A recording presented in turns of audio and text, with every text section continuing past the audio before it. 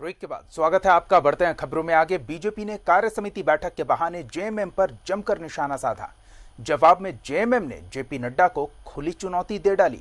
JMM ने BJP को याद दिलाया कि झारखंड खैरात में नहीं मिला, हजारों शहादत के बाद लड़कर झारखंड मिला है।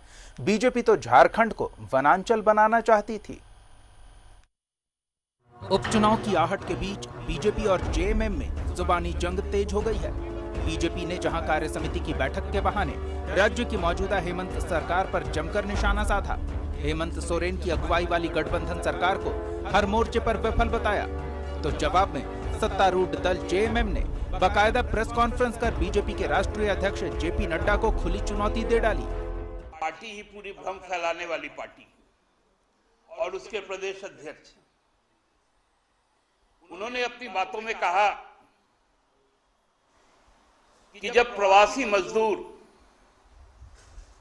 यहां लौट रहे थे नंगे पांव, तो उनको चप्पल पहनाने का काम किया, धूप में छाता देने का काम किया। झूठ बोलने का भी एक न्यूनतम स्तर होता है और एक अधिकतम स्तर होता है। अब ऐसा भी नहीं बोलना चाहिए कि लोगों को हंसी आ जाए।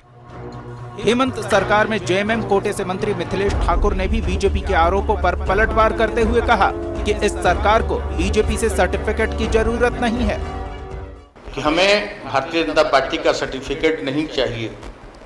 हम जनता के सर्टिफिकेट पर विश्वास करते हैं और जनता ने हमें मैंडेट दिया है और उनको कुर्सी से उतारने का काम जनता ने किया है। अभी 7-8-9 महीने हुए हैं और अभी बहुत लंबा इंतजार इन्हें करना है। बात यही नहीं रुकी। जेएमएम ने बीजेपी सांसदों को निशाने पर लेते हुए कहा कि इसी महीने जेएमएम बीजेपी के एक और सांसद की पूरी पोल खोलकर मीडिया के सामने रखने का काम करेगा। हालांकि फिलहाल जेएमएम बीजेपी के उस सांसद का नाम सार्वजनिक करने से बचती नजर आई। किसने किया था? किसको आप गलत बात करते, किसको भ्रम में डालना चाहते हैं? नड्डा जी दिल्ली में बैठकर, आपके पास संसाधन हो सकता है, पूंजी हो सकता है, लेकिन संसाधन और पूंजी गलत बयानी के लिए नहीं हो सकता। जो सच्चाई है उस सच्चाई को बताइए। आपको तो आज बताना चाहिए था ना। पराक्रमी प्रधानमंत्री के कारण आज अरुणाचल प्रदेश से 5 लड़के, नौजवान लड़के पीएलए के कब्जे में है। पीपल्स लिबरेशन आर्मी चाइना का जो सेना है उसके कब्जे में है। उस पर क्यों नहीं बोले आप?